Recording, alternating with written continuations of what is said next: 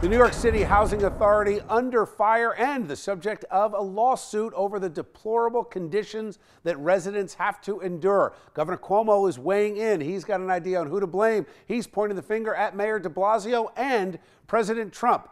Here's Nate Rogers with the story on the conditions, the lawsuit, and just what residents have had to put up with. Nate, what do you got for us? Bill, Kings Towers East residents say just when they need heat the most, the boilers stop working. Now, Bernice Morehouse says her grandkids seldomly visit her because her unit is just too cold. Morehouse sleeps underneath several blankets and says she's often unable to take a hot shower. Since Monday, no hot water, no cold water, or no heat.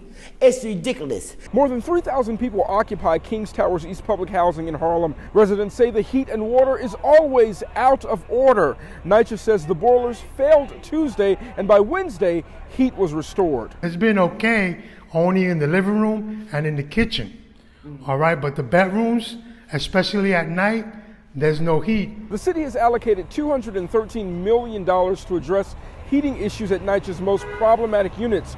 Right now, according to NYCHA, other sites have much more critical needs than Kings Towers East.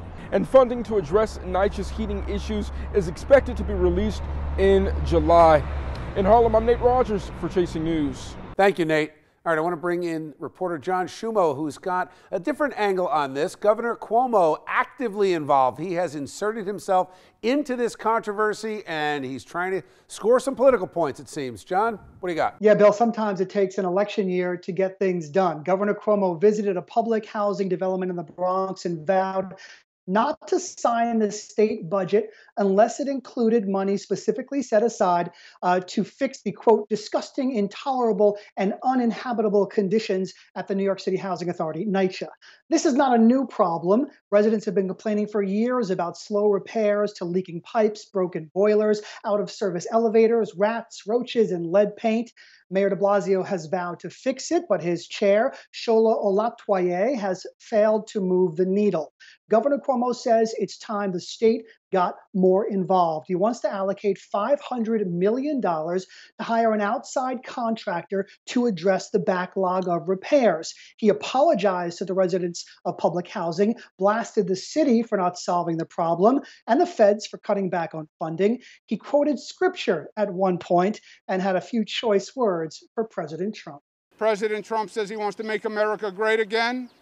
President Trump should go back to Puerto Rico and tell me, did he make Puerto Rico great again? Let President Trump come and visit these houses and let him tell me that he made America great again. And Bill, lastly, an attorney representing tenants said they'll be in court on Friday seeking an injunction to ask a judge to properly inspect these apartments. And the son of a public housing tenant said, "We are human beings, not animals." Okay, thank you, John. All right, let's bring back the A-plus panel to break this down. Now, Jeanette, I'm going to start with you. On one hand, you've got a governor that isn't really in charge of this. I mean, and a mayor that, to me, it's very clear that these guys are all positioning and posturing to run for president. And caught in the middle are these folks that just want to have working boilers. First of all, any time that Governor Cuomo can embarrass both Mayor de Blasio and Donald Trump at the same time sounds like a political win for him. However, I mean, this is a disgrace, this housing authority.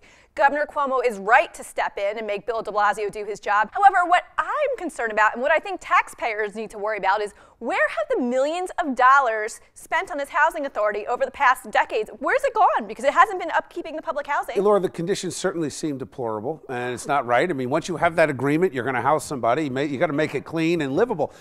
What the heck does Donald Trump have to do with it? Well, I don't know that Donald Trump has anything to do with this, but I think that this is a situation where the political kind of nuances and climate are perhaps helping something that should be brought to light get the spotlight that it so desperately needs. And I do think that maybe, you know, the fair point is that Donald Trump has said many things that, you know, let us know that he doesn't really care all that much about poor people. So bringing it up in a situation where you see poor people who are getting the short end of the stick. I'm going to just let that sit there. That sounds like a whole show. We could have a discussion on that. The interesting thing here is another group of people that we're not talking about here. There are landlords that are responsible for some of these buildings too. They're not just public entities. There's private landlords involved too. It seems to me that government's failed all around, though. But why is it about money and not about management? I mean, Bingo. they're giving public Well, money to these landlords.